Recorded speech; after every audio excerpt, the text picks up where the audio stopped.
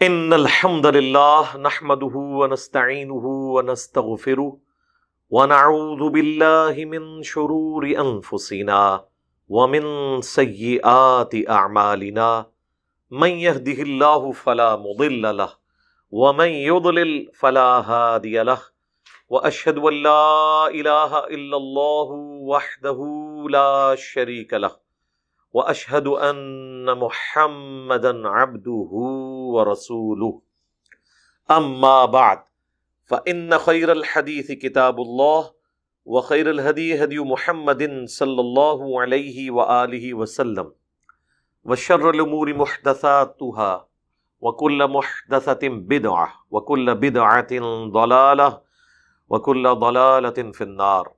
اعوذ بالله السميع العليم من الشیطان الرجیم من ہمزہ ونفخہ ونفثہ بسم اللہ الرحمن الرحیم ان اللہ وملائکتہ یصلون علی النبی یا ایہا الذین آمنوا صلوا علیہ وسلموا تسلیما اللہم صل علی محمد وعلی آل محمد کما صلیت علی ابراہیم وعلی آل ابراہیم انک حمید مجید اللہم بارک علی محمد وعلی آل محمد کما بارکت علی ابراہیم وعلی آل ابراہیم انک حمید مجید رب اشرح لی صدری ویسر لی امری واحلل عقدۃ من لسانی یفقہوا قولی اللہم ربنا آتنا فی الدنیا حسنہ وفی الآخرۃ حسنۃ وقنا عذاب النار ربنا آتنا من لدنک رحمہ وَهَيِّئْ لَنَا مِنْ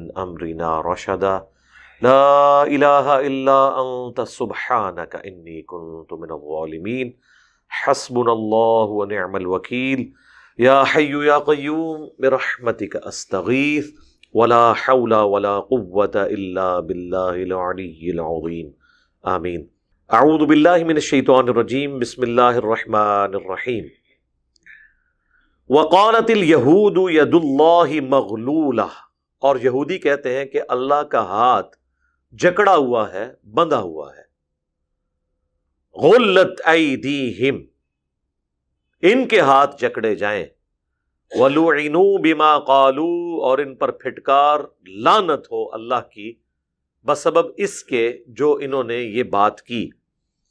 لعنت کا مطلب ہوتا ہے اللہ کی رحمت سے دور. جو اللہ تعالیٰ کو کنجوس سمجھتا ہے تو پھر اللہ تعالیٰ کی رحمت سے وہ دور ہی رہے. اس کا مطلب یہ ہوا. سورہ ال عمران میں آیا نا کہ جب یہ انفاق فی سبیل اللہ کی ترغیب دلائی گئی نا، تو یہودیوں نے عذرائے تفنن مذاق کے طور پہ یہ کہنا شروع کر دیا. آپ کو پتہ ہے ان کی عادت تھی ہر بات کو بگاڑنا. بعض اوقات جینوئنلی وہ بگاڑ رہے ہوتے تھے، بعض اوقات مذاق کے لیے، کہ اچھا اس کا تو مطلب ہے کہ اللہ اگر ہمیں کہہ رہا ہے کہ مجھے قرض حسنہ دو، اللہ تعالیٰ کی تو یہ آپ سمجھ لیں قدر شناسی ہے انسان کے لیے.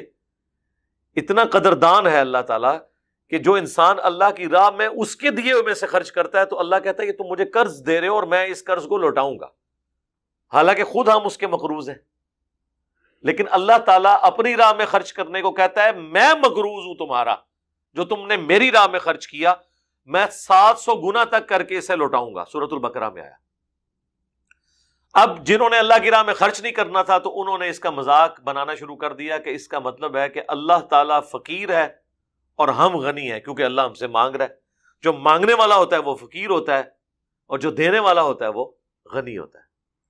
نعوذ باللہ من ذالک. تو اب یہ پورے بیک گراؤنڈ میں آپ قرآن حکیم کی بعض اوقات لوگ آیات پک کرتے ہیں جہاں پہ اللہ کا غصہ ہوتا ہے، بس اس حصے کو پک کر کے کہتے ہیں دیکھو جی مسلمانوں کا خدا کس لینگویج میں بات کرتا ہے. یہ کسی کو سمجھانے کا طریقہ ہے؟ اگر آپ پک اینڈ چوز کریں گے تو آپ کی بات بالکل ٹھیک ہے، لیکن اگر آپ پورے کی پوری ڈاکٹرن میں دیکھیں گے کہ وہ کیا بکواس کرتے تھے اور اس کے جواب میں یہ کہا جا رہا ہے، تو پھر آپ کو یہ برا نہیں لگے گا، فٹ ان لگے گا. اگر کوئی میرا صرف یہ جملہ اٹھا لے کہ بابت شاہ ہی کوئی نہیں، تو ظاہر ہے لوگ تو کہیں گے یار یہ تو سیدھا سیدھا چیلنج کر رہا ہے، یہ سمجھانے کا انداز ہے. لیکن جب ہم اس کے بیک گراؤنڈ میں یہ حدیث بیان کر رہے ہوں گے کہ بخاری اور مسلم دونوں میں حدیث ہے، اے میری بیٹی فاطمہ اس بات پہ نہ اکڑنا کہ تم اللہ کے نبی کی بیٹی ہو، اگر اللہ کے حضور تم پکڑی گئی تو میں تمہارے کچھ کام نہیں آؤں گا. اور اس کے بعد پھر میں سمجھانے کے لیے بات کہوں کہ اگر سیدہ فاطمہ جو خاتون جنت ہیں، جنتی عورتوں کی سردار ہیں، ان کو نبی علیہ السلام اس طریقے سے گفتگو کر رہے ہیں، اور اس کے اگینسٹ آپ لوگ یہ کہتے ہیں کہ جو شیخ عبد القادر جیلانی کا مرید ہو جائے تو وہ اس وقت تک جنت میں نہیں جائیں گے جب تک کہ ان کو ساتھ نہ لے جائیں. تو پھر ہم یہ کہتے ہیں نا کہ اگر سیدہ فاطمہ کے بارے میں یہ بات ہو رہی ہے تو بابت شاہی کوئی نہیں. ہاں، اب یہ جملہ بالکل فٹ ان ہے. یہاں پہ بھی آپ دیکھیں کہ یہودیوں نے ایک بات کی، اللہ نے اس کے بارے میں کہا کہ انہوں نے تو کہا نا کہ اللہ کا ہاتھ جکڑا ہوا ہے، اللہ بڑا کنجوس ہے، نعوذ باللہ، یا اللہ تعالیٰ فقیر ہے. اللہ نے کہا کہ تمہارے ہاتھ جکڑے جائیں، تم پہ لعنت ہو اس کے سبب. لیکن یہ پورے سینیریو میں بات ہو رہی ہے. بل یداہ مبسوطتان، بلکہ اللہ تعالیٰ کے تو دونوں ہاتھ کھلے ہیں، جیسا کہ اس کی شان کے لائق ہے. اللہ تعالیٰ کے ہاتھ ہیں، لیکن اس کے لیے ہم یوں تمثیل نہیں بیان کر سکتے. جہمیہ اس طرف گئے کہ اللہ کے ہاتھ سے مراد اس کی قدرت ہے، اللہ کا کوئی ہاتھ نہیں ہے. مجسمہ اس طرف چلے گئے کہ ہاتھ سے مراد جس طرح ہمارے ہاتھ ہیں. یہ دونوں ایکسٹریم ہیں. ہم ان کے معنوں کو اللہ کے سپرد کرتے ہیں. اسی کو کہا گیا متشابہات، یعنی سمجھانے کے لیے بات. اللہ کے ہاتھ جیسا کہ اس کی شان کے لائق، اللہ کی آنکھیں جیسا کہ اس کی شان کے لائق، اللہ کی سماعت اور بصارت جیسا کہ اس کی شان کے لائق. تو اللہ کے تو دونوں ہاتھ کھلے ہوئے ہیں. ينفق کیف یشاء، خرچ کرتا ہے جیسے چاہتا ہے. کیا خرچ کرنے والا ہے جی؟ بخاری مسلم دونوں میں حدیث ہے کہ اللہ تعالیٰ کے خزانے اتنے وسیع ہیں کہ جب سے زمین و آسمان کی پیدائش ہوئی ہے اللہ تعالیٰ بانٹ رہا ہے، لیکن اس کے خزانوں میں کوئی کمی نہیں آئی.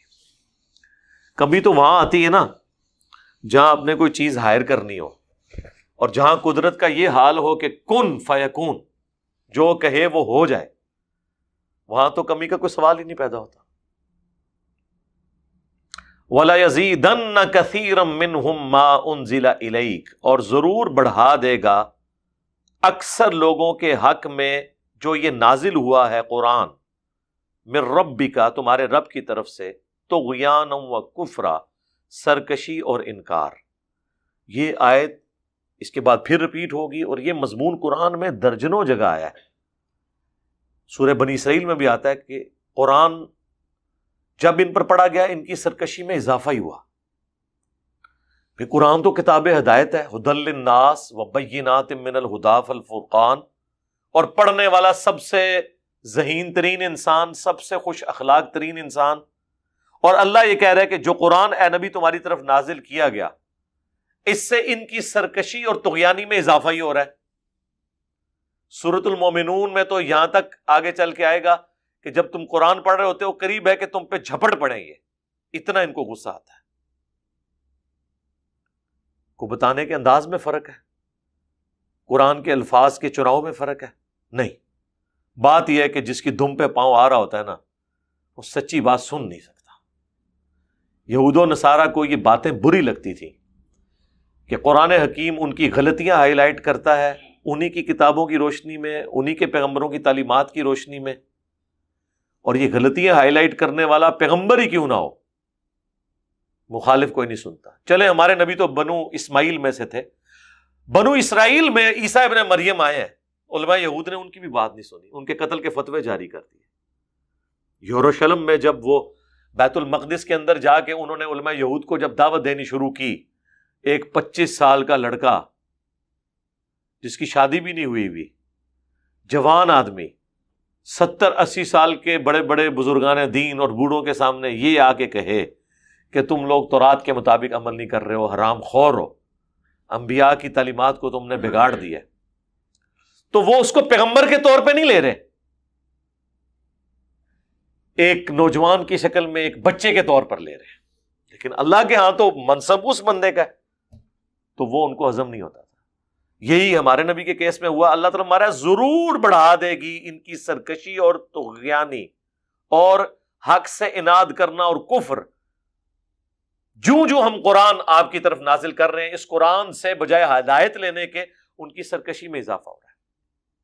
یہاں پہ بھی آپ دیکھ لیں، جن لوگوں کے عقائد قرآن کے مطابق نہیں ہوتے نا، آپ ان کے سامنے جب قرآن کی آیت پڑھے نا تو وہ غصے میں آ جاتے ہیں. یعنی اگر کوئی نعرہ لگا رہا ہے یا شیخ عبد القادر جیلانی المدد، اور آپ اس کے سامنے کہیں ایاک نعبد و ایاک نستعین، تو یہ تو نہیں کہتا کہ آپ نے قرآن پڑھ دیا ماشاء اللہ سبحان اللہ، اس کو غصہ آ جاتا ہے.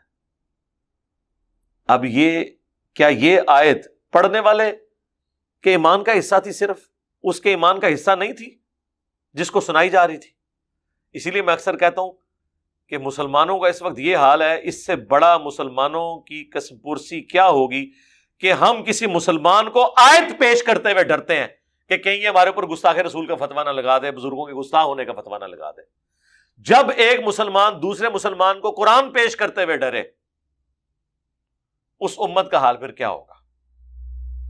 ہم کسی ہندو کے سامنے ایاک نعبد و ایاک نستعین پڑھتے ہوئے نہیں ڈرتے، کسی ہندو کی موجودگی میں رفع الیدین سے نماز پڑھتے ہوئے نہیں ڈرتے، مسلمان سے ڈرتے ہیں. تو آپ اندازہ لگا لیں کہ امت کس لیول کے اوپر گر چکی ہے. تو کسی کا غصے میں آ جانا، یہ بات پہ بگڑ جانا، یہ اس بات کی دلیل نہیں ہے کہ جو بندہ حق آواز بلند کر رہا ہے اس میں کوئی خامی ہے. ہماری باتیں بھی سن کے اگر کسی کو غصہ نہ آئے، غصہ آ جائے، تو آپ اس سے یہ گمان نہ کریں کہ اس کے کو بتانے میں فرق لگ گیا. آپ اس کو اچھے طریقے میں سمجھا دیں. آپ اپنی دائیں گال کے اندر شکر اور بائیں گال کے اندر شہد رکھ کے اور سر پہ چینی کا ٹوکرا اٹھا کے اتنے میٹھے بن کے کسی دربار پہ جا کے کہیں کہ صحیح مسلم میں حدیث ہے قبروں کو پکا مت کرو، قبروں پہ عمارتیں مت بناؤ، قبروں پہ مت بیٹھو، نہ مجاور بن کے اور نہ ڈائریکٹ قبر کے اوپر. دیکھیں آپ کا کیا اکرام مسلم وہ کرتے ہیں، کیونکہ انہوں نے وہ بات نہیں ماننی. تو یہ شروع سے یہ چلتا آ رہا ہے. اگر وقت کے پیغمبروں کا انکار ہوا ہے تو پھر پیغمبروں کے منہج کے مطابق جو بندہ بھی وہ بات کرے گا تو سر اس کے اجتماع میں پھر 16 لاکھ بندے نہیں جمع ہوں گے، وہ 78 کا اجتماع ہوگا نوح علیہ السلام والا. اب یہ جو اس امت کے اندر اتنی بڑے لیول کی تبدیلی کے لاکھوں لوگ بات سننے کے لیے تیار ہو گئے ہیں. اگلے انبیاء تو صرف تھوڑی دیر کے لیے کوہ طور پر گئے ہیں موسیٰ علیہ السلام، اور 70,000 صحابہ حضرت موسیٰ کے مرتد ہو گئے، بت پرست ہو گئے ایک بچڑے کی عبادت کر کے. دنیا سے نہیں گئے بھی موسیٰ علیہ السلام، بتا کے گئے کہ میں 40 دن بعد آ رہا ہوں. پیچھے ان کے ساتھیوں نے کام ڈال دیا، حتیٰ کہ ان کی توبہ قبول ہوئی جب ہر قبیلے والے نے ان مرتدین کو قتل کیا. اللہ نے کہا سورۃ البقرہ میں تمہاری توبہ یہ ہے کہ اپنے اپنے قبیلے کے وہ لوگ قتل کرو کہ جنہوں نے بچڑے کو خدا بنایا.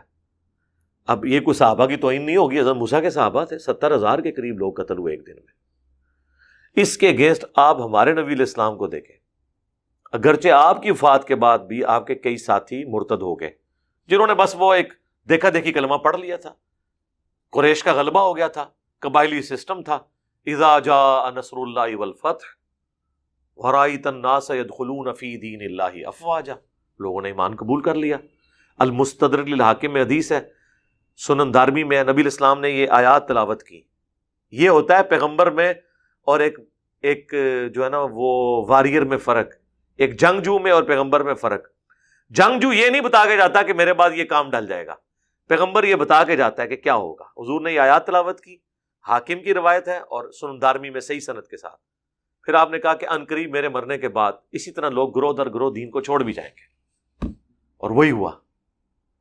لیکن دوسری طرف حضور کی کمٹمنٹ والے ساتھی، اتنی عددی کمزوری کے باوجود ان کو یہ یقین تھا کہ اللہ نے جو اپنے نبی کے ساتھ وعدہ کیا ہے هو الذی ارسل رسولہ بالہدی ودین الحق لیظہرہ علی الدین کلہ، یہ پورا ہوگا. پورے پیشن کے ساتھ مختصر سی جماعت نے رومن اور پرشین امپائر کو الٹ کے رکھ دیا.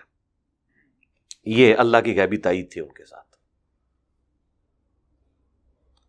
تو یہ امت ہے ہی امت توحید، اس کا خمیر توحید سے اٹھا ہے.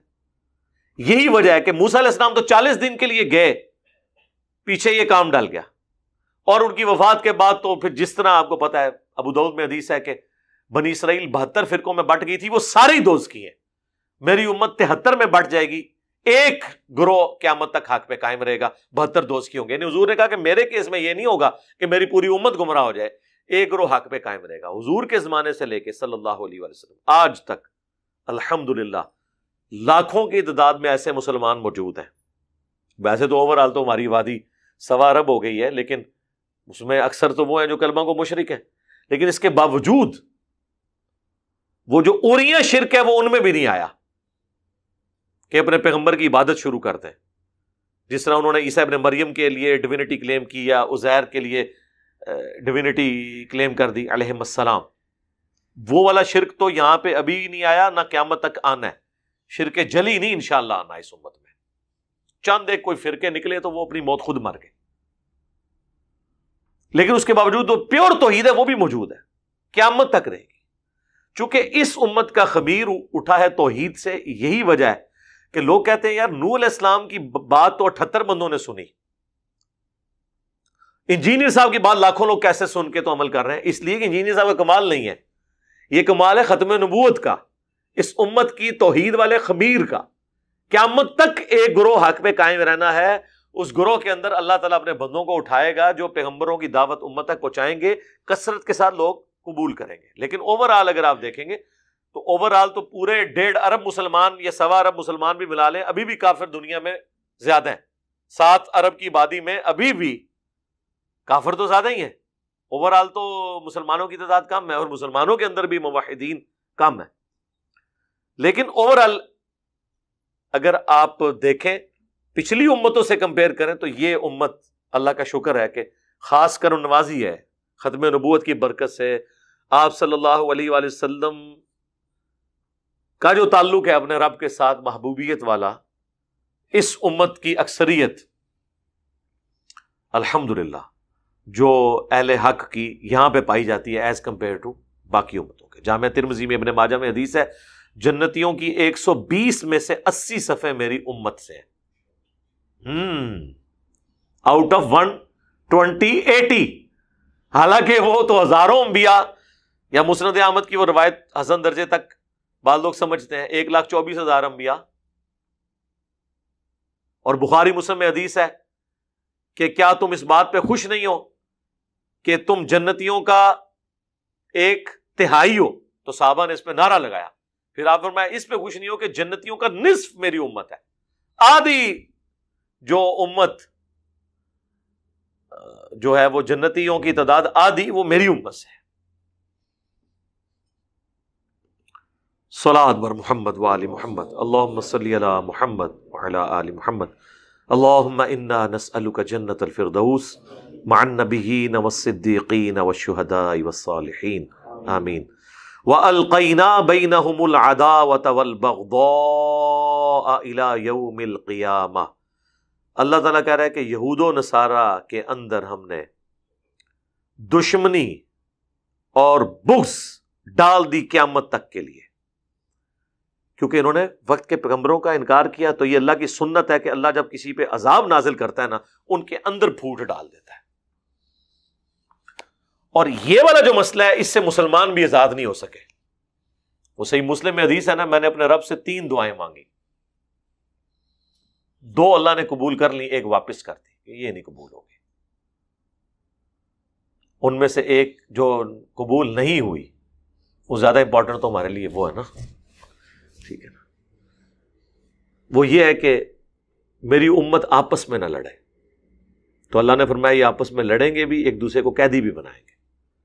اور آج تک دیکھ لیں کام ڈالا ہوا ہے. اب یہ افغانستان میں آپ دیکھ لیں، مارنے والے بھی مسلمان، مرنے والے بھی مسلمان، ان کی حفاظت کرنے والی طالبان کی گورنمنٹ بھی مسلمان، اور وہ چوتھے محلے امریکہ بیٹھا ہوا ہے سکون کے ساتھ. ادھر مسلمان ڈیوٹی پوری کر رہے ہیں اس کی. ظاہر ہے شیطان کی ڈیوٹی پوری ہو رہی ہے نا، بجائے علمی اختلاف کرنے کے ایک دوسرے کو مارا جا رہا ہے. اس طرح کرنے سے آپ کسی کے نظریات چینج نہیں کر سکتے. دنیا میں جتنے بھی فرقے گزرے ہیں سب کی اپنے اپنے زمانے میں پٹائی ہوئی ہے دوسروں کے ہاتھوں، لیکن وہ نظریات ختم تو نہیں ہو گئے. اگر صلیبی جنگیں ہوئی ہیں اور مسلمانوں نے عیسائیوں کی پٹائی کی ہے تو عیسائیت دنیا سے ختم تو نہیں ہوگی. اور بعض دفعہ عیسائیوں نے مسلمانوں کی پٹائی کی تو کلونیل پاورز نے پوری دنیا کے اوپر حکومت کی ہے. تو کیا مسلمان 800 سے 150 سال پہلے تو ہمارا کوئی ملک ہی نہیں تھا. آج تو پھر 58-59 ملک ہو چکے ہیں، اس وقت تو سب کنکلوڈ کر بیٹھے تھے کہ مسلمان اب دوبارہ پاور میں نہیں آئیں گے، لیکن آپ دیکھ لیں آہستہ آہستہ کر کے سارے ملک آزاد ہوئے، تو کوئی اسلام دنیا سے ختم تو نہیں ہو گیا، اس طرح تو کوئی ختم نہیں کر سکتا۔ کلما اوقدوا نارا للحرب، جب کبھی بھی یہ کوشش کرتے ہیں آگ بھڑکانے کی، یعنی یہودی جنگ کی آگ، اطفأها اللہ، اطفأها اللہ، اللہ بجھا دیتا ہے اس آگ کو۔ یہ اسپیسیفکلی حضور کے زمانے کی بات ہو رہی ہے کہ یہ سازشیں کرتے ہیں، منافقین میں یہودی اکثر منافق تھے نا، دونوں طرف یاریاں رکھی ہوئی تھی، تو اللہ تعالیٰ وہ بجھا دیتا ہے۔ باقی یہ جو قیامت تک جو بتایا کہ دشمنی رکھ دی، اس میں یہ ذہن میں رکھیے گا آج ہم جس دور میں ہیں وہاں پہ آپ کو یہود و نصارہ آپس میں اکٹھے نظر آ رہے ہیں، تو یہ 100 سال کی یہ چینجنگ ہے۔ اس سے پہلے یہودیوں کا قتل عام کیا ہے نصرانیوں نے، حتیٰ کہ یروشلم جانے کی ان کو اجازت نہیں تھی۔ اس حوالے سے میری کئی ایک ویڈیوز، بیت المقدس آپ لکھیں، ہسٹری آف بیت المقدس تو ریکارڈ ہوگی۔ یہ 100 سالوں کے اندر تھوڑی تبدیلی آئی ہے، دنیا کی منفعت کی خاطر یہ ایک دوسرے کے ساتھ ہوئے ہیں، ادروائز تو ظاہر ہے جی عیسیٰ ابن مریم وہ ہیں جن کو عیسائی خدا کا بیٹا یا خدا مانتے ہیں، اور یہودی جو ہے نعوذ باللہ انہیں دجال سمجھتے ہیں۔ تو ان دونوں کا تو ایکا ہو ہی نہیں سکتا تھا کبھی بھی، اس لیے لڑتے رہے آپس میں، یہودیوں کی پٹائی ہوئی کئی دفعہ عیسائیوں کے ہاتھ۔ تو قیامت تک کے لیے دشمنی ہے، ابھی بھی یہ جو کچھ ہے دنیاوی منفعت کی خاطر کٹے ہیں۔ یہ پھر جب دجال آئے گا تو جو ہماری کتابیں ہمیں بتاتی ہیں بخاری مسلم کی حدیث کی روشنی میں کہ کرسچنز تو الٹیمیٹلی مسلمانوں کے ساتھ مل جائیں گے، عیسیٰ علیہ السلام پر ایمان لے آئیں گے، یہودی پھر بھی الگ رہیں گے، اور پھر مسلمان اور جو عیسائی مسلمان ہوئے ہوں گے یہ مل کے آخری وہ جنگ جسے وہ آرمگڈون کہتے ہیں لڑیں گے دجال کے خلاف۔ وَيَسْعَوْنَ فِي الْأَرْضِ، اور یہ کوشش کرتے ہیں زمین میں فساد کی، وَاللَّهُ لَا يُحِبُّ الْمُفْسِدِينَ، جبکہ اللہ تعالیٰ فساد کرنے والوں کو پسند نہیں فرماتا۔ وَلَوْ أَنَّ أَهْلَ الْكِتَابِ، اور اگر اہل کتاب آمنو، ایمان لے آتے ہیں، یعنی اہل کتاب کی کتابوں میں موجود تھا کہ یہ پیغمبر آخر الزمان ہے صلی اللہ علیہ وآلہ وسلم، اپنی کتابوں پہ ایمان لاتے ہوئے اس پیغمبر کو مان لیتے، واتقوا، اور پرہیزگاری اختیار کرتے، لَكَفَّرْنَا عَنْهُمْ سَيِّئَاتِهِمْ، تو ہم ضرور دور کر دیتے ان سے ان کی برائیاں، ان کے گناہ معاف کر دیتے، وَلَأَدْخَلْنَاهُمْ جَنَّاتِ النَّعِيمِ، اور ہم ضرور انہیں داخل کرتے نعمت کے باغوں میں، جنت میں، اگر اس پیغمبر کو مان لیتے۔ صحیح مسلم میں حدیث ہے، جس یہودی یا عیسائی نے میرے بارے میں سن لیا کہ میں اللہ کا پیغمبر ہوں اور اس کے بعد مجھ پہ ایمان نہ لایا تو اللہ تعالیٰ اسے دوزخ میں داخل کرے گا۔ ظاہر ہے اس کی اب تشریح ہو سکتی ہے کہ کس لیول کا اسے تعارف ہے۔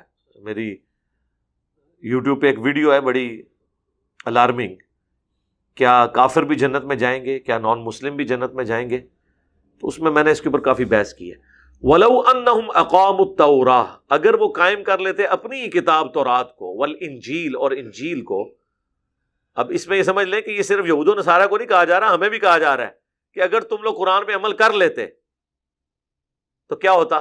وَمَا أُنزِلَ إِلَيْهِمْ، اور جو نازل کیا ان کی طرف، مِن رَبِّهِمْ، ان کے رب کی طرف سے، لَأَكَلُوا مِن فَوْقِهِمْ، تو وہ ضرور کھاتے رزق فراوانی کے ساتھ اپنے اوپر سے، وَمِن تَحْتِ أَرْجُلِهِمْ، اور اپنے نیچے سے، یعنی اللہ تعالیٰ ان پہ رزق کی تنگی نہ کرتا۔ باقی ازمائش کے طور پہ کہہ تو ہو سکتا ہے، لیکن اوورآل رزق سے مراد صرف کھانا پینا نہیں، اللہ کی نعمتیں۔ تو دیکھیں دنیا کی ساری نعمتیں صحابہ کرام کے قدموں میں اللہ نے ڈالی نہیں ہے۔ اربوں ڈالرز آج کے جزیہ صرف رومن امپائر سے آتا تھا، پرشین امپائر کے اربوں ڈالرز کے خزانے ان بدوؤں کے ہاتھ لگ گئے جو گھوڑوں پہ اور اونٹوں پہ سفر کرتے تھے۔ تو وہ اپنے اوپر سے رزق دیے جاتے، اپنے نیچے سے۔ منہم امۃ مقتصدہ، ان میں ایک جماعت ایسی بھی ہے جو اعتدال پسند ہے، حق پرست ہے، لیکن تھوڑے۔ وَكَثِيرٌ مِّنْهُمْ سَاءَ مَا يَعْمَلُونَ۔ الحمدللہ علی کل حال، یہدیکم اللہ۔ وَكَثِيرٌ مِّنْهُمْ سَاءَ مَا يَعْمَلُونَ، اور اکثر ان میں سے برے اعمال کرنے والے۔ اکثریت تو حق قبول نہیں کر رہی، چند ایک لوگ ان میں موجود ہیں ایسے جو سچائی قبول کرنے والے ہیں۔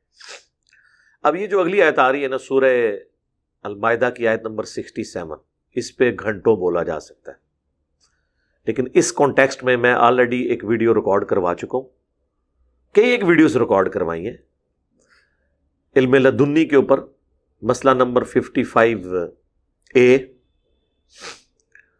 اس کے بعد کچھ عرصہ پہلے ہمارے جو علمی و تحقیقی مجالس ہیں اس میں میرا ایک کوسچن ریکارڈ ہوا تھا، علم لدنی، حضرت ابو ہریرہ کو 2 علوم، ان دونوں ناموں سے آپ لکھیں تو وہ ویڈیو کھل جائے گی۔ جو صوفیاء کے ہاں یہ کنسیپٹ پایا جاتا ہے، اہل سنت میں سے صوفیاء کا طبقہ، اہل تشیع میں بھی یہ کنسیپٹ پایا جاتا ہے کہ سینہ بسینہ بھی علم کوئی ٹرانسفر ہوا ہے ادر دین قرآن و سنت۔ ہم اس علم کو مان لیتے اگر وہ قرآن و سنت کے خلاف نہ ہوتا۔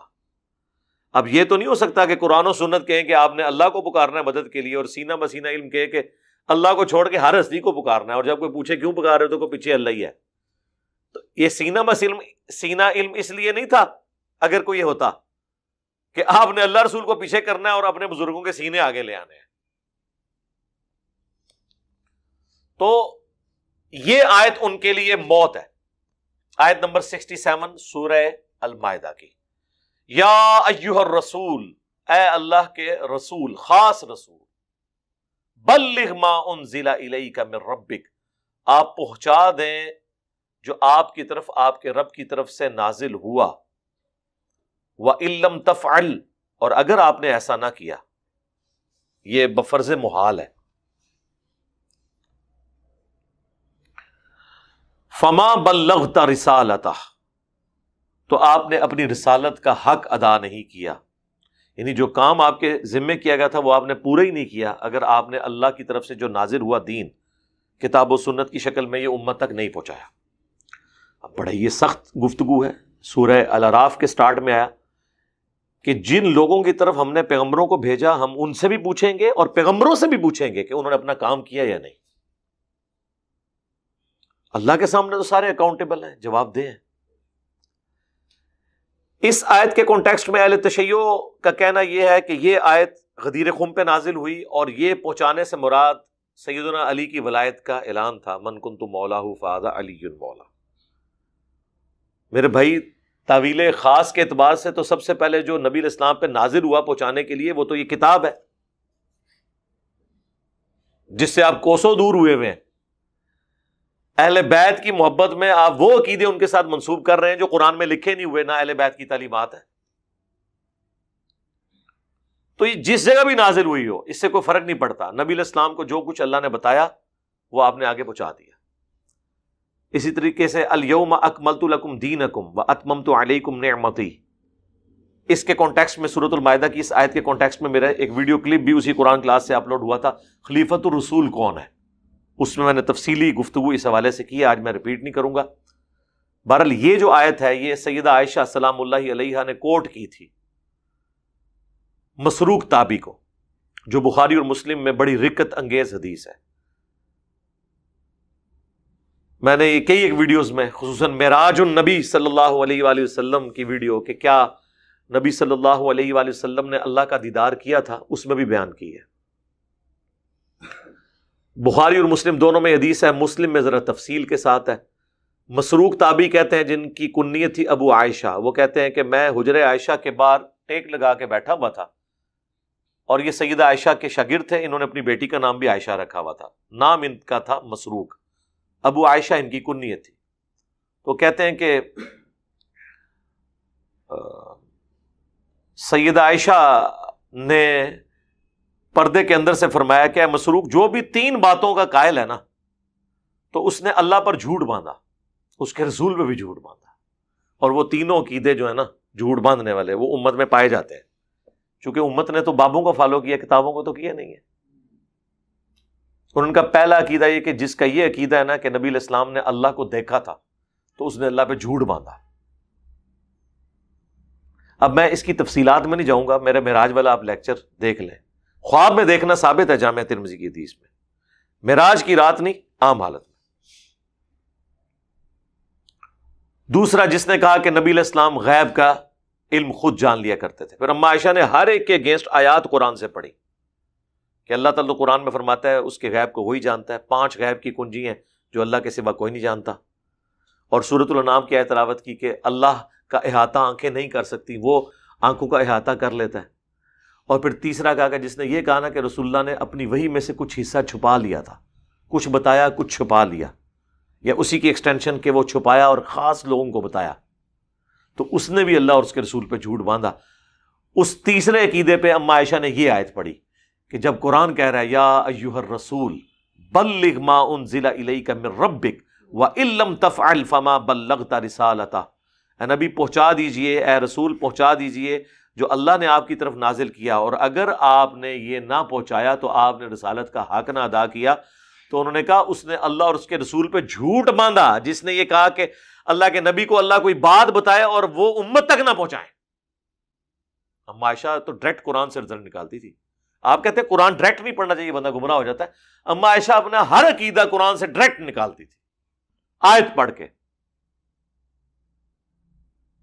پھر بخاری اور مسلم میں جو یوم النحر کا خطبہ ہے جو آپ نے قربانی والے دن دیا، جب آپ نے اعلانیہ صحابہ سے پوچھا کیا میں نے اپنے رب کا پیغام تم تک پہنچا دیا، تو سب نے بیک زبان کہا تھا آپ نے پہنچا دیا، آپ نے پہنچانے کا حق ادا کر دیا، آپ نے ہماری بڑی خیر خواہی فرمائی.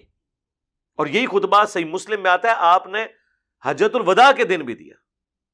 پھر آپ نے 3 دفعہ آسمان کی طرف انگلی یوں اٹھا کے تو صحابہ کی طرف کی، اللہم اشہد اللہم اشہد اللہم اشہد، اے اللہ گواہ رہنا گواہ رہنا گواہ رہنا، یہ مان رہے ہیں کہ میں نے تیرا پیغام ان تک پہنچا دیا. وہاں تو سر کوئی شخص نہیں کھڑا ہوا کہ یا رسول اللہ آپ نے مجھے جو خاص باتیں بتائی تھی وہ میں نے آگے پہنچانی ہے کہ نہیں پہنچانی. آپ نے فرمایا اب تمہاری ذمہ داری ہے کہ جو بات تم تک پہنچی اس کو دوسرے لوگوں تک پہنچا دو. بعض اوقات جسے بات بتائی جا رہی ہوتی ہے وہ زیادہ یاد رکھنے والا ہوتا ہے بنسبت اس کے کہ جو بات پہنچا رہا ہوتا ہے. اور یہ پریکٹیکلی ثابت ہوا. جتنے ہمارے مین سٹریم کے اہل سنت کے امام ہیں وہ سب نان عربک ہیں، جن کی حدیث کی کتابیں یہاں ہم نے ٹیبل پہ رکھی ہیں، بخاری ہوں، مسلم ہوں، ابو داؤد ہوں، ترمذی ہوں. تو وہ نبی علیہ السلام کی پیشگوئی پوری ہوئی. تو ادھر کسی صحابی نے نہیں کہا یا رسول اللہ آپ نے مجھے جو خاص سینہ بسینہ علم دیا ہے وہ بھی میں نے پہنچانا ہے، یا کوئی کھڑا ہو کے کہ حضور ذرا سائڈ پہ آؤ میں ایک گل کرنی ہے. نہیں، اس زمانے میں چیزیں ہوتی نہیں تھی. بھائی سب سے زیادہ اگر کوئی حقدار تھا وہ تو مولا علی تھے نا، جن سے حضور کی آگے نسل چلنی تھی، آل محمد صلی اللہ علیہ وآلہ وسلم. بخاری مسلم دونوں میں حدیث ہے، ایک شخص آ کے پوچھتا ہے سیدنا علی سے کیا آپ کو رسول اللہ نے کوئی خاص ایسا علم دیا جو باقیوں کو نہ بتایا ہو؟ تو مسلم کے تو الفاظ ہیں حضرت علی غصے میں آ گئے. انہوں نے کہا حضور نے ہمیں وہی کچھ دیا ہے جو تمہیں دیا ہے، قرآن. البتہ ایک فہم قرآن ہے، قرآن کی سمجھ وہ ہر مسلمان کا حصہ ہے، لیکن وہ فہم قرآن کا یہ مطلب نہیں کہ ایاک نستعین کے بعد یا علی مدد یا شیخ عبد القادر جیلانی مدد نکل آئے گا. فہم قرآن یہ ہے کہ جو قرآن میں لکھا ہوا ہے نا، جو اس کا معنی ابل ابل کے باہر نکل رہا ہے نا، کہ تیری عبادت کرتے ہیں، تجھی سے دعا مانگتے ہیں، وہ مان لیا جائے. یہ کہتے ہیں فہم کا مطلب یہ ہے کہ بالکل الٹ چلنا ہے. فہم قرآن. پھر انہوں نے کہا ہاں ایک چیز ہے، ایک صحیفہ حضور نے مجھے لکھوایا تھا اور شکر ہے مولا علی نے نکال لیا، ورنہ وہ کوئی شاید انہوں نے اور کاٹ لینی سی. وہ بخاری مسلم میں تلوار کی نیام میں سے انہوں نے وہ نکالا صحیفہ، اور اس نے کہا حضرت کیا لکھے تھے؟ انہوں نے کہا بڑی خاص گلاں لکھی ہیں نے. تو حضرت علی نے کہا اس میں نبی علیہ السلام نے ہمیں لکھوایا تھا کہ جو غیر اللہ وہ بھی تواڈے تے لعنتاں ساریاں بھیجی ہوئی ہیں، جو مدینے میں بدعت کو جاری کرے اس پہ اللہ کی لعنت، اللہ کے فرشتوں کی لعنت، تمام لعنت کرنے والوں کی لعنت، یعنی بنو امیہ پہ اور ان کے چاہنے والوں پہ. اچھا جی، اور اس کے علاوہ بھی جتنے بدعتی ہیں. دوسرا جو غیر اللہ کے نام کی نیاز دے، غیر اللہ کے نام کی قربانی کرے، اس پہ اللہ کی لعنت، اللہ کے فرشتوں کی لعنت، تمام لعنت کرنے والوں کی لعنت. اے لکھیا جی حضرت علی نے صحیفہ میں کھول لیا، دریافت کر لیا، بخاری مسلم ہی لکھیا ہے. تیسرا، مسلمان اگر کسی کافر کو قتل کر دے تو اس کے بدلے میں اسے قتل نہیں کیا جائے گا، اس کی وہ دیت لی جائے گی. اور مسلمانوں کے قیدیوں کے احکامات جن کی حضرت علی کو ضرورت پڑنی تھی جنگ جمل صفین میں کہ ان کے ساتھ آپ نے کیا سلوک کرنا ہے. ظاہر ہے کہ ان کی عورتوں کو لونڈیاں تو نہیں بنانا، نہ ان کے مردوں کو غلام بنانا ہے، مسلمان تھے ان کے ساتھ کیسے ٹریٹ کرنا ہے. جو حضرت علی کی ڈیوٹی تھی وہ نبی علیہ السلام نے لکھوائی بھی تھی، یہ اس میں لکھا ہوا تھا. مولا علی نے کہا یہ لکھا ہوا ہے، وہ بھی راز نہیں رہنے دیا حضرت علی نے. اب مجھے بتائیں جب سیدنا علی جو حضور کے اتنے قریبی تھے ان کو نبی علیہ السلام نے قرآن اور جو احکامات دیے انہوں نے امت تک پہنچا دیے، کوئی علم سینہ بہ سینہ نہیں ہے، تو بابے شاہی کوئی نہیں، سینہ بہ سینہ مولا علی سے بڑا کس کا سینہ ہو سکتا ہے؟ اور رہ کے ان کے پاس کہانی رہ گئی ہے وہ حضرت ابو ہریرہ والی، جو حدیث کو انہوں نے بالکل ٹیمپر کیا صحیح بخاری کی، کہ ابو ہریرہ کہتے ہیں میں نے حضور سے 2 پیالے لیے ہیں، ایک میں نے ظاہر کر دیا اور ایک اگر ظاہر کروں تو تم میری گردن مار دو۔ وہ کہتے ہیں وہ جو ظاہر نہیں نا انہوں نے کیا وہ یہی تھا، ٹھیک ہے نا، چشتی رسول اللہ، اشری تھانوی رسول اللہ، ظاہر ہے گردن ہی بجے گی نا تہاڈی جو تمہیں پونکو گے، بچ دیتے نہ ہو پھر علم میں وہ کہتے ہیں اے خاص معرفت دیا گلاں سن، ان الحق سبحانی معظم و شانی لوائی اعظم من لوائی محمد، میرا جھنڈا محمد کے جھنڈے بھی بڑا ہوگا۔ یہ سارے بکواسیات جڑے تواڈے بابے کرتے رہے نے اے وہ کہندے نے او سی او تائیں حضرت ابو ہریرہ کہندے سن میری گردن ماری جائے۔ اچھا ان کو بھی پتہ ہے کہ اتنی پٹھی باتیں ہیں کہ اس کے بعد گردن ہی کٹتی ہے، تو پھر سر تصوف کے سلسلے میں تو امام حضرت ابو ہریرہ ہونے چاہیے تھے، آپ کے تو کسی سلسلے میں حضرت ابو ہریرہ آتے ہی نہیں ہیں، یہ سارے سلسلے تو حضرت علی تک جاتے ہیں یا حضرت ابو بکر تک جاتے ہیں، تو آپ کا تو جھوٹ یہیں پکڑا گیا، اور حضرت علی کا سٹیٹس آپ کو میں نے پہلے بتا دیا۔ تو حضرت ابو ہریرہ سے بھی پوچھ رہے ہیں نا کہ حضرت کون سا علم لدنی آپ کو دیا گیا ہے، وہ پیالے کیا ہیں؟ وہ صحیح بخاری میں ہی ہے کہ مجھے نبی علیہ السلام نے بنو قریش کے ان لونڈوں کے نام بتائے، ان لڑکوں کے جن کے ہاتھوں امت کی تباہی ہونے والی ہے، اور بخاری مسلم دونوں میں حدیث ہے۔ حضرت ابو ہریرہ کہتے ہیں نبی علیہ السلام نے فرمایا تھا کہ میری امت کا یہ قبیلہ قریش، اور وہ قریش سے مراد بنو ہاشم نہیں تھا، بنو امیہ، میری امت کی اینٹ سے اینٹ بجا دے گا۔ تو صحابہ نے کہا یا رسول اللہ آپ ہمیں کیا حکم دیتے ہیں؟ آپ نے فرمایا کاش میری امت ان سے الگ رہے اس وقت۔ امت خیر منی کوئی نہیں گل، جتنے حضور کاش یہ خواہش دا اظہار کرتے رہے نے، اللہ دے فضل نال امت نے کوئی نبی دی خواہش پوری نہیں کی تھی۔ امت نو نبی نے کہا کہ میں اہل بیت کے بارے میں تمہیں اللہ کا خوف دلاتا ہوں 3 دفعہ، صحیح مسلم میں غدیر قوم، امت نے کہا نہیں اسی وہی کرنا ہے جو کرنا ہے۔ 50 سال ہوئے نے نبی علیہ السلام کو دنیا سے گئے، قبر میں اترے ہوئے، اور پوری اولاد ان کی ذبح کر دی ہے، اور آج تک قاتلین کا دفاع کر رہے ہیں، تو کسی نصیحت کا خیال نہیں کیا۔ قرآن تو ویسے ہی پشے پش ڈال دیا نا جی، قرآن کی تو بات ہی نہ کرے۔ تو وہ اس سے مراد بنو امیہ کے ان لونڈوں کے نام تھے جن کی حکومت تھی، وہ صحیح بخاری میں موجود ہے کہ وہ تابعی کا بیٹا کہتا ہے، بلکہ وہ پوتا اس تابعی کے بارے میں کہ جو ہے وہ صحیح تابعی خوب جانتے تھے کہ یہ کون ہے، یہ جن کی حکومت ہے آج کل شام میں، انہی میں سے وہ لونڈے ہوں گے جن کا حضرت ابو ہریرہ ذکر کیا کرتے تھے۔ تو ظاہر ہے جن کی حکومت ہے آپ ان کو یہ کہیں کہ تمہارے ہاتھوں امت کی تباہی ہونے والی ہے، ٹھیک ہے جی، تو وہ تو پھر گردن ہی کاٹیں گے نا۔ انہوں نے پکڑ کے اسے علم لدنی بنا دیا۔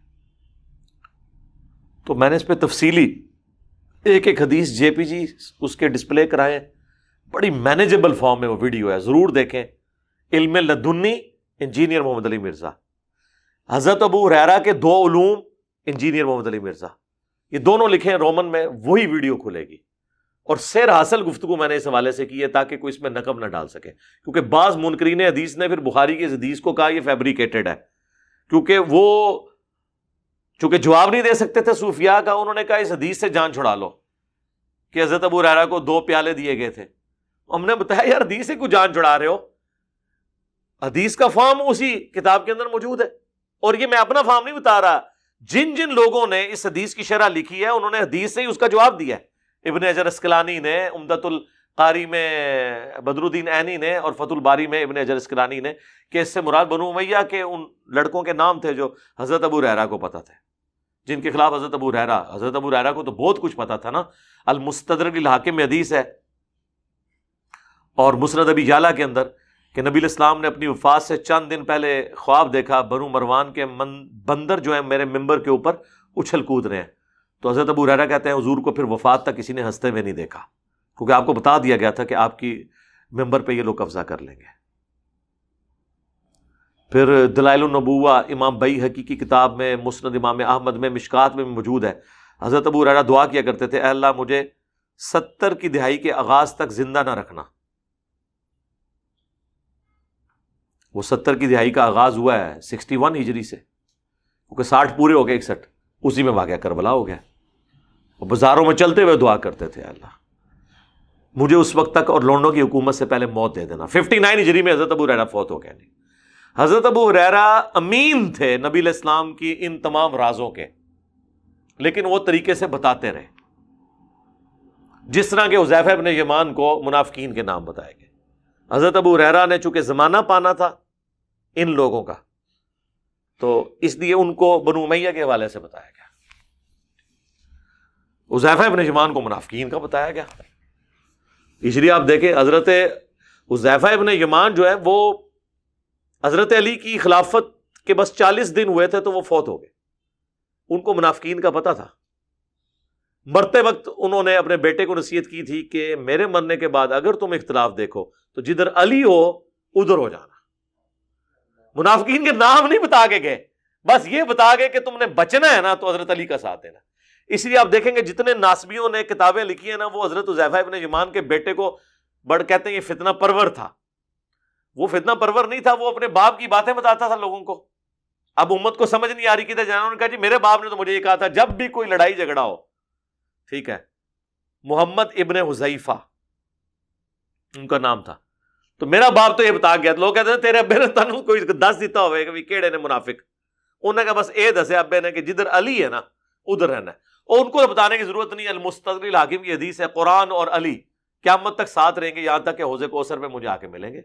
وہ تو حدیث ہے اللہ سے موجود ہے, وہ تو ایسا کوئی ایشو نہیں ہے. تو اس آیت کو آؤٹ آف کانٹیکسٹ شیعہ کے ہاں بھی کوٹ کیا جاتا ہے, اہل سنت کے ہاں بھی. یہ نازل جو ہوا وہ قرآن ہے اور قرآن کی ایکسپلینیشن صحیح الاسناد حدیث سنت بھی اس میں شامل ہے. واللہ یعصمک من الناس, اور اللہ آپ کو لوگوں کے شر سے بچائے گا. یعنی لوگوں کے ڈر سے یا لوگوں کے ناراضگی کے خوف سے آپ نے حق بات کہنے سے نہیں شرمانا, آپ نے حق بات کر دینی ہے. بخاری مسلم میں تو یہاں تک آیا, اما عائشہ کہتی ہیں کہ حضور علیہ السلام تو حق بتانے میں کوئی بخیل نہیں تھے. اگر آپ نے قرآن سے کوئی آیت چھپانی ہوتی تو سورہ تحریم کی آیات وہ چھپا لیتے جو نبی علیہ السلام کی بیویوں کے حوالے سے وہ نبی علیہ السلام نے اپنے اوپر شہد حرام کر لیا تھا.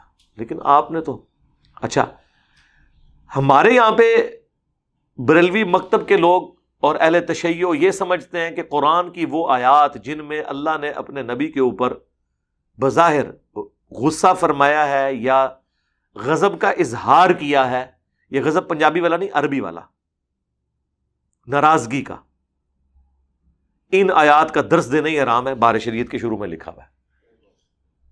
حالانکہ ہمارے پاس سب سے بڑا ثبوت کہ اس قرآن کا رائٹر محمد رسول اللہ نہیں بلکہ یہ اللہ کی طرف سے نازل ہوئی ہے, وہ آیات ہیں جن آیات میں نبی علیہ السلام کے ساتھ اس لیول کی گفتگو ہوئی ہے.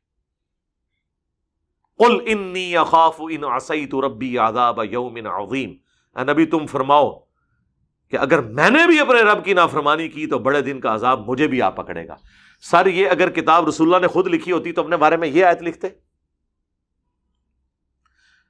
اگر یہ رسول اللہ نے خود کتاب لکھی ہوتی تو قرآن میں یہ آیت ہوتی, قل ارائیتم ان اہلکنی اللہ ومن معی او رحمنا, اے نبی تم فرماؤ کہ اگر اللہ مجھے ہلاک کر دے یا میرے ساتھیوں کو تو بتاؤ کافر کس زوم میں ہیں, ان کو عذاب سے کون بچا سکتا ہے. قرآن میں یہ آیت ہوتی سورہ بنی اسرائیل کی کہ اے نبی قریب تھا کہ تم بھی کافروں کی طرف جھک جاتے اگر ہم تمہارا دل مضبوط نہ کرتے, اور اگر ایسا ہو جاتا تو ہم تمہیں دنیا میں بھی دگنا عذاب دیتے اور آخرت میں بھی ہمارے عذاب سے اے نبی تمہیں بچانے والا کوئی نہ ہوتا. یہ آیت سورہ بنی اسرائیل میں ہوتی اگر اس کتاب کا رائٹر محمد رسول اللہ ہوتے صلی اللہ علیہ وسلم. سورۃ الحاقہ میں یہ آیت ہوتی کہ اگر یہ نبی اپنی خواہش نفس سے کوئی بات بیان کر دیں جو ہم نے ان کی طرف وحی نہیں کی ہے تو ہم ان کا دایاں ہاتھ پکڑ کے ان کی شہرت کاٹ دیں, اور کوئی تم میں ایک بھی ایسا نہ ہو جو ہمیں روک سکے اور نبی کو بچا سکے, ہم ان کی شہرت کاٹ دیں. اتنی سخت آیات قرآن کی. پھر آیا کہ اے نبی تمہیں تو کوئی امید نہیں تھی کہ تمہاری طرف اللہ کی طرف سے وحی نازل ہوگی, یہ تو ہمارا فضل ہے, ہم چاہیں تو اس کو لے کے بھی جا سکتے ہیں. اتنی سخت. سورۃ الاحقاف میں اے نبی تم فرماؤ میں کوئی نیا رسول نہیں ہوں, مجھ سے پہلے بھی اور رسول گزرے اور مجھے تو یہ بھی نہیں پتا کہ خود میرے ساتھ کیا ہوگا. اتنی سخت آیات. یہ وہ ساری آیات جن کے اوپر بین ہے نا, یہ ساری آیات وہ ہیں کہ جو جسٹیفائی کرتی ہیں کہ یہ اس کتاب کا رائٹر محمد رسول اللہ نہیں ہے بلکہ یہ اللہ کی طرف سے نازل ہوئی ہے. انہوں نے جب یہ بین کر دیا آیات تو انہوں نے کافروں کو کس منہ سے جا کے جسٹیفائی کرنا ہے کہ یہ اللہ کی کتاب ہے؟ وہ تو ساری آیات پڑھنا ہی گستاخی ہے. یہ تو آیت پڑھنے والا خود اپنے اوپر 295C لگوا لے گا. اگر یہ قرآن اللہ کی طرف سے نازل نہ ہوا ہوتا, نبی علیہ السلام نے خود لکھا ہوتا, تو یہ جو آیت مبارکہ ہے, اے نبی تم فرماؤ کہ سورۃ الاعراف کے اندر نہ تو میں غیب جانتا ہوں, اگر میں غیب جان لیتا تو خیر کثیر جمع کر لیتا, نہ میں تمہارے نفع کا مالک ہوں نہ تمہارے نقصان کا, میں تو خود پابند ہوں اس وحی کا جو اللہ کی طرف سے کی جاتی ہے, میں تو ڈر سنانے والا ہوں. اگر نبی علیہ السلام نے ایک کتاب لکھی ہوتی تو اس میں یہ آیت ہوتی. ہر جگہ اپنے معاملے کو ڈسکس, اس طرح سورۃ الاحزاب میں تو حضور کی پوری آئلی زندگی ڈسکس ہوئی ہے کہ نبی جو ہیں شرماتے ہیں, تم سے بات نہیں کرتے, تم نبی کے گھر جا کے بیٹھ جاتے اور ان کی بیویاں جو ہے وہ دیوار کی طرف منہ کر کے بیٹھی رہتی تھی کہ اب مہمان نکلے تو ظاہر ہے گھر ہی اتنا تنگ تھا, تو یہ نبی تو شرم محسوس کرتے ہیں لیکن اللہ نہیں شرماتا. تو جب یہ ہو تو نکل جایا کرو یہاں سے. ہر معاملے کے اندر, حتیٰ کہ آپ کی بیوی پہ تہمت لگی تو آپ نے قرآن کی وحی کا نازل ہونے کا انتظار کیا, سورۃ النور کا, ورنہ اپنی بیوی کے بارے میں ڈسکشن قرآن کے اندر آ جاتی. یہ ساری وہ آیات ہیں, کوئی ایک نیجے ہے جو تو جان چھڑا لو, ساری یہ سینکڑوں میں آیات ہیں جن پہ 295C لگتی ہے, جو ہم نے تعلیمات اپنے بابوں سے انجیکٹ کی گئی ہیں ہمارے اندر. ہاں, قرآن کے مقدمے میں فٹ ان بیٹھتی ہیں. تو پھر سر ہم کیوں نہ کہیں کہ مرنے سے پہلے اے مسلمان کر لے اس پہ غور, کتابوں کا خدا اور ہے بابوں کا خدا اور, کتابوں کا نبی اور ہے بابوں کا نبی اور. مانتے تو اسی خدا اور نبی کو ہیں لیکن ان کوالٹیز کے ساتھ نہیں جو قرآن میں آئی ہیں, بلکہ ان تعلیمات کے ساتھ جو ان کے بابوں. اچھا یہ بھی نہ سمجھیے گا کہ انہوں نے نبی علیہ السلام کے بارے میں یہ چیزیں ڈسکس کرنے کو اس لیے گستاخی قرار دیا کہ ان کو کوئی حضور کے ساتھ عقیدت تھی. نہ نہ نہ, انہوں نے اپنی ساری چیزیں چھپانے کے لیے کیا تاکہ ایک ڈاکٹرن سیٹ ہو جائے نا.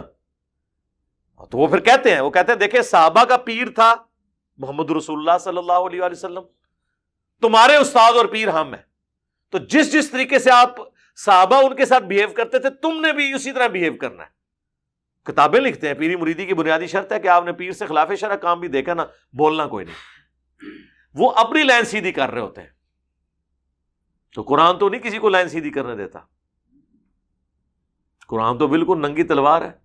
قرآن تو کہہ رہا ہے کہ اے نبی تم فرماؤ, میں تو خود سورہ یونس کے اندر کتنے سخت الفاظ ہیں کہ اے نبی تم ان سے فرماؤ میں اتنا عرصہ تم میں رہا ہوں, کیا تم نے مجھ سے پہلے کوئی ایسی بات سنی تھی؟ یعنی میری زندگی ایک کھلی کتاب ہے, میں کوئی شاعر نہیں ہوں, میں کوئی فلسفی نہیں ہوں. اچانک مجھے کیا ہوا ہے کہ میرے پہ ایسا کلام نازل ہوا ہے کہ تمہارے شعراء بھی پریشان ہو گئے. تو میری پاسٹ کی زندگی اس بات کا ثبوت ہے کہ میری زندگی میں کوئی ایسی ریاضت موجود نہیں تھی کہ جس کا رزلٹ یہ نکلتا کہ ایسی کتاب میں اپنی طرف سے اتنا عرصہ تم میں رہوں, اور اگر اللہ نہ چاہتا تو میں تم پہ تلاوت نہ کرتا. میں تو خود پابند ہوں اس وحی کا کہ جو میری طرف نازل ہوئی. اور پھر ساتھ وہ آیت آئی ہے جو سورہ یونس میں بھی آئی, سورہ الانعام میں بھی آئی, سورہ زمر میں بھی, قل انی اخاف ان عصیت ربی عذاب یوم عظیم. اے نبی یہ ساری باتیں کرنے کے بعد ان سے فرماؤ میں تو خود ڈرتا ہوں اس بات سے کہ اگر میں نے بھی اپنے رب کی نافرمانی کی تو بڑے دن کا عذاب مجھے بھی آ پکڑے گا. تب بابت شاہی کوئی نہیں پڑھنا نا جملہ تھے. ہاں, فرقوں کی دکانیں بند, the damage has been done.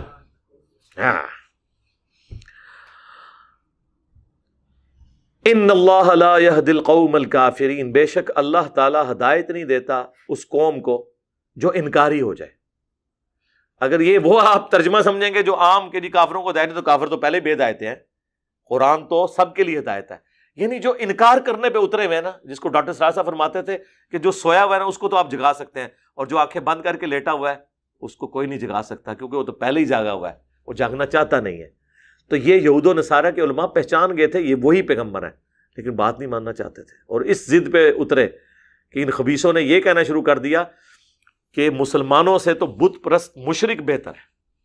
سورہ نساء میں آتا ہے نا، یہ کہتے ہیں کہ وہ زیادہ ہدایت پہ ہے مسلمانوں کی نسبت۔ ہوئے ہوئے ہوئے ہوئے، یہ بندہ کانپ اٹھتا ہے، اور ویسے یقین نہیں آتا کہ اس لیول پہ کوئی دشمنی میں اتر سکتا ہے کہ 17 مہینے تمہارے قبلے کی طرف منہ کر کے جو شخص نماز پڑھ رہا ہے، جو موسیٰ کو اللہ کا پیغمبر کہہ رہا ہے، جو 10 محرم کا روزہ رکھوا رہا ہے اپنے ساتھیوں کو، موسیٰ علیہ السلام کو فرعون سے نجات ملنے کی خوشی میں، اس کے بارے میں تم یہ کہہ رہے ہو کہ اس سے بہتر مشرکین عرب ہیں جو موسیٰ علیہ السلام کو پیغمبر بھی نہیں مانتے، نہ کسی آسمانی مذہب کے ماننے والے ہیں، ایک ابراہیم سے واقف ہیں، اور وہ بھی پیغمبر کے طور پہ نہیں، اپنے جد امجد کے طور پہ۔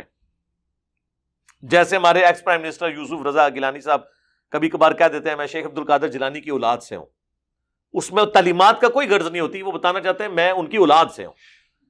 قریش مکہ بھی حضرت ابراہیم کی اولاد اپنے آپ کو سمجھتے تھے، پیغمبر کے طور پہ انہیں نہیں مانتے تھے۔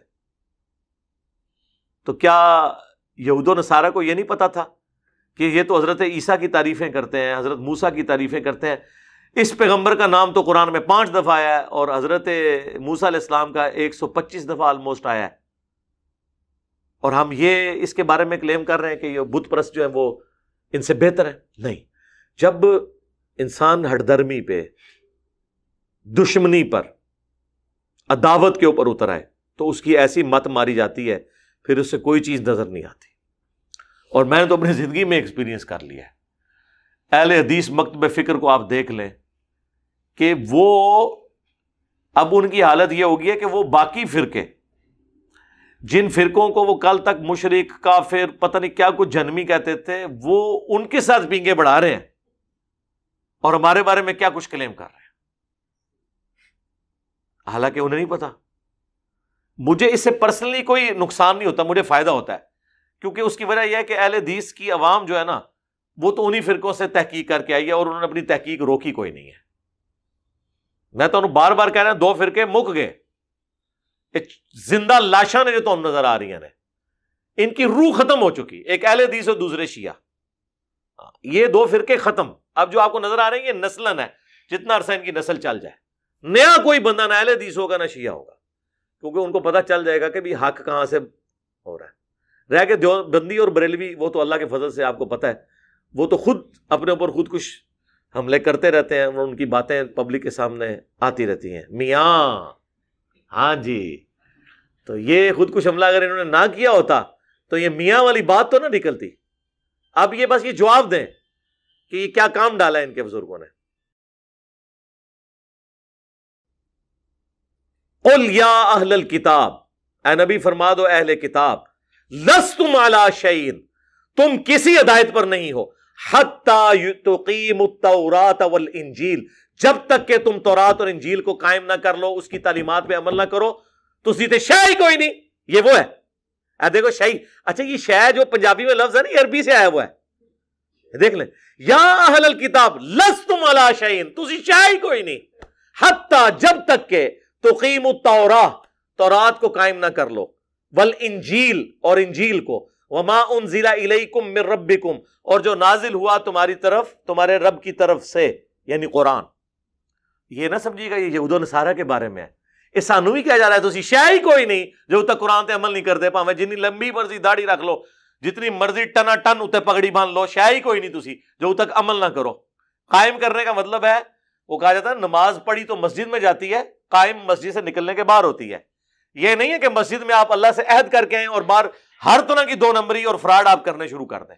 قائم کرنے کی بات ہے، قائم کرنا یہ ہے کہ تمام تعلیمات پہ ٹوٹل پیکج لینا ہے۔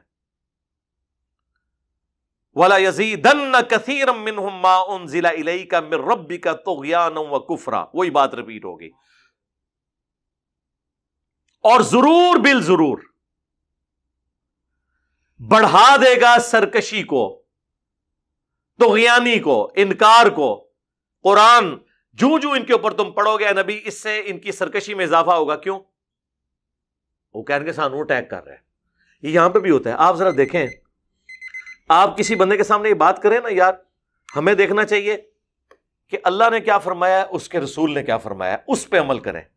اب یہ بات اگر آپ کسی دیوبندی کے سامنے کر دیں نا، بریلوی کے سامنے، تو کہے گا اچھا پھر تسی اماماں نوں نہیں مندے، حالانکہ آپ کے دماغ میں بھی کہیں بات نہیں ہوگی، لیکن چور جو ہے نا اس کو اندر کھٹکتا ہے نا،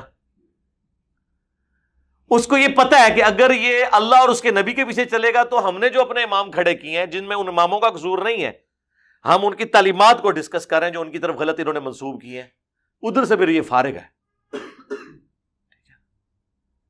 وہ فوراً اس کے اوپر اتر آئیں گے۔ اچھا تسی اماموں نہیں مندے؟ آپ کسی کو کہیں گے جی ہر مصیبت ہر پریشانی میں نبی الاسلام بھی اللہ کو پکارتے تھے، ہمیں بھی اللہ کو پکارنا چاہیے، وہ فوراً کہے گا اچھا ادھر مندے، بزرگوں نہیں پھر مندے، اولیاء نہیں مندے۔ آپ یہ بے شک نہ بھی کہیں، ان کو پتا ہوتا ہے کہ اس کا مطلب کیا نکلے گا۔ جب اللہ آئے گا باب ختم، جب نبی آئے گا تو خود ساختہ امام ختم۔ وہ قرآن میں آیا نا کہ کافر کہتے تھے یہ کیسا نبی ہے جس نے اتنے خداؤں کا ایک خدا کر دیا۔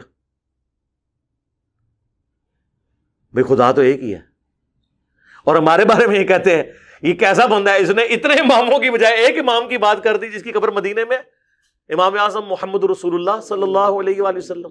جی بالکل ہمیں فخر ہے، کیونکہ امام وہ ہے جسے اللہ تعالیٰ نے امام بنا کے ہمارے لیے بھیجا ہے۔ آپ کے بنائے ہوئے امام آپ کے لوکل امام ہیں رہے، اگر آپ نے ان کی تعلیمات سے استفادہ کرنا ہے اس اعتبار سے تو وہ سارے امام ہیں، ٹھیک ہے جی، ان کا ہم احترام کرتے ہیں، اتنا احترام کہ ان کی کتابیں ہم نے یہاں رکھی ہوئی ہیں، لیکن اس لیے نہیں کہ ان سے ہماری کوئی عقیدت ہے، ان کی تعلیمات جو انہوں نے نبی الاسلام کی ہم تک پہنچائی وہ عقیدت ہے۔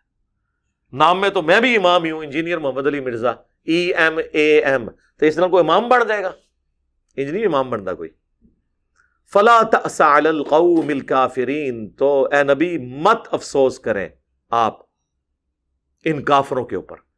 یعنی ظاہر ہے انسان کو ٹینشن تو ہوتی ہے، اتنی محنت سے بات سمجھائی، بڑی کوشش کی، اینڈ رزلٹ یہ نکلا کہ بات کو ماننے کے لیے تیار نہیں ہو رہا، تو حضور کو کہا جا رہا ہے آپ نے افسوس نہیں کرنا، آپ کا کام صرف پہنچانا ہے۔ وما علینا الا البلاغ، سورۃ البقرہ میں آیا ہم آپ سے نہیں پوچھیں گے کہ لوگ جہنم میں کیوں چلے گئے، آپ کا کام صرف پہنچانا تھا۔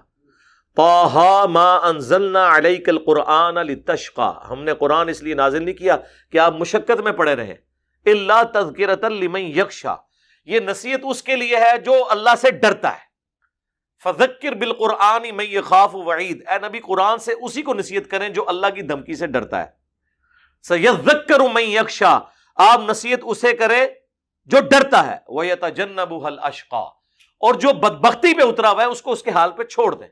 چھوڑنے کا مطلب نہیں کہ وہ معافی ہو گئی، نہ، ویتجنبها الاشقیٰ الذی یصلی النار الکبریٰ ثم لا يموت فیہا ولا یحییٰ، اسے ہم اس بڑی آگ پہ پیش کریں گے، ادھر اس کا کنسیپٹ پھر کلیئر ہوگا کہ پیغمبروں کے انکار کا نتیجہ کیا ہوتا ہے، پھر وہاں یہ نہ زندوں میں ہوگا نہ مردوں میں ہوگا۔ اللہم لا تجعلنا منہم، اللہم اہدنا فیمن ہدیت، رضیت باللہ ربا وبالاسلام دینا وبمحمد نبیا، اللہم من احییتہ منا فاحیہ علی الاسلام ومن توفیتہ منا فتوفہ علی الایمان، اللہم حاسبنا حسابا یسیرا، اللہم اجرنا من النار۔ اللہ تعالیٰ سے دعا ہے جو حق بات میں نے کہی ہمارے دلوں میں راسخ فرمائے، اگر جس بات میں میرے منہ سے کوئی غلط بات نکل گئی اللہ تعالیٰ ہمارے دلوں سے دھو ڈالے، ہمیں معاف بھی کر دے، ہمیں کتاب و سنت کی تعلیمات پر عمل کر کے دوسرے بھائیوں تک پہنچانے کی توفیق عطا فرمائے۔ سبحانک اللہم وبحمدک، اشہد ان لا الہ الا انت، استغفرک واتوب الیک، وما علینا الا البلاغ المبین۔ جزاکم اللہ خیرا۔